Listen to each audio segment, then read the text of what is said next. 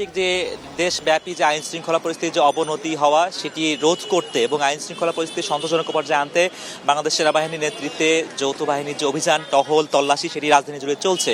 আমরা সন্ধ্যা থেকে দেখছিলাম যে রাজধানীর বিভিন্ন পয়েন্টে তারা যে অস্থায়ী চৌকি স্থাপন করে তারা তল্লাশি করছেন, তারা সন্দেহভাজন যে সকল গাড়িগুলো আছে সেগুলো চেক করছেন এবং অনিয়ন্ত্রিত যানবাহনগুলো তারা চেক করে সেখানে তারা প্রয়োজনীয় ক্ষেত্রে তারা পুলিশের সহযোগিতা নিয়ে মামলা দেওয়া হচ্ছে। কিছু কিছু ক্ষেত্রে গাড়ি ঘোড়াগুলো সিজ করা হচ্ছে। একই সঙ্গে অনিবন্ধিত যানবাহনগুলো যেগুলো সড়কে বিশৃঙ্খলা তৈরি করছে তাদেরকেও প্রয়োজনীয় ব্যবস্থা নেওয়া হচ্ছে যৌথ বাহিনীর পক্ষ থেকে। আমরা একটু আগে ছিলাম পলাশী এলাকায়, এখন অবস্থান করছি মূলত রাজধানীর আজিমপুর এলাকায়। এর সামনেই মূলত ঢাকেশ্বরী যে মন্দির সেটি, এই সড়কে সেনাবাহিনী পুলিশ এবং র্যাবের নেতৃত্বে এখানে সেই তল্লাশি সেই অভিযানটিও চলছে। জেনেক্সে শিফট করো, লাইফকে লিফট করো। আমরা একজন সেনা কর্মকর্তাকে পেয়েছি, তার সঙ্গে কথা বলতে চাই। জুবাইর ভাই, আপনাদের আজকের এই যে তল্লাশি অভিযান চলছে এটি নিয়ে আমাদেরকে বলবেন এর পরিধি কতটুকু আসলে?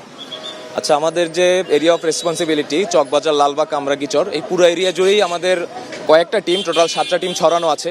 কিছু কিছু জায়গায় তল্লাশি হচ্ছে, কিছু কিছু জায়গায় মোবাইল টহল হচ্ছে। আপনারা এই যে এরিয়াটা দেখতে পাচ্ছেন, এখানে আমরা খবর পেয়েছি কিছুক্ষণ ধরেই একটা স্ট্যাকড আপ জ্যাম ছিল। তো আমরা আসার পর যেখানে এখানে পুলিশের সদস্য সংখ্যা সীমিত, আমরা তাদের একটু হেল্প করার চেষ্টা করছি।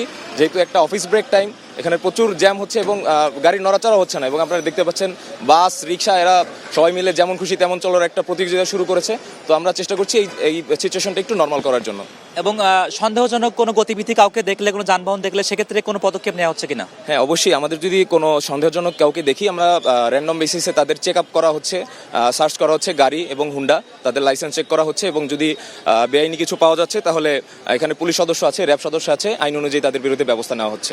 ওজমা, যেটি শুনছিলাম যে আসলে এখানে মূলত যৌথ বাহিনীর পক্ষ থেকেই এই অভিযানটি পরিচালনা করা হচ্ছে এবং এখানে সন্দেহভাজন যে সকল গাড়ি ঘোড়াগুলো আছে, বিশেষ করে যেগুলো আইন শৃঙ্খলা পরিস্থিতিকে অবনতির পিছনে দায়ী বলে সন্দেহ করা হচ্ছে, সে সকল সন্দিগ্ধ যানবাহন চেকিং করা হচ্ছে, প্রয়োজনীয় পদক্ষেপ নেওয়া হচ্ছে।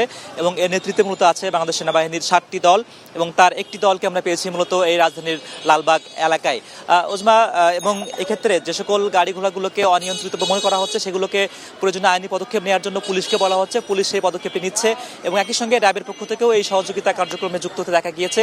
পরবর্তী বুলেটিনে হয়তোবা এই অভিযান কিংবা তল্লাশি সম্বন্ধে আর কিছু জানাতে যুক্ত হতে পারি।